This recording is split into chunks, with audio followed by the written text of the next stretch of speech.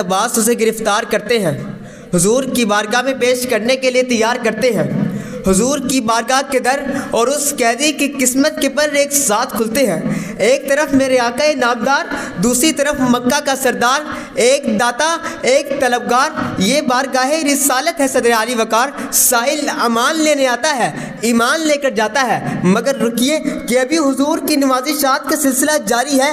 کیسا منظر ہے، کیسا خوش نصیب بھکاری ہے کہ آج سے ٹھیک 1437 سال پہلے رمضان المبارک کا دن ہے۔ حضور مخالف لشکر کے سردار کے بارے میں اعلان کرتے ہیں کہ من دخل دار ابی سفیان فہو آمن۔ جناب والا ابو سفیان کا گھر اہل مکہ کے ہجوم سے تنگ پڑ جاتا ہے۔ حضور کی عطا کا دائرہ وسیع ہوتا ہے۔ لا تثریب علیکم اليوم، اہل مکہ پکار اٹھتے ہیں کہ ہاں بھکاری ہیں در احمد مختار کے ہم، اب فسو توڑیں گے سارے ہر شب تار کے ہم۔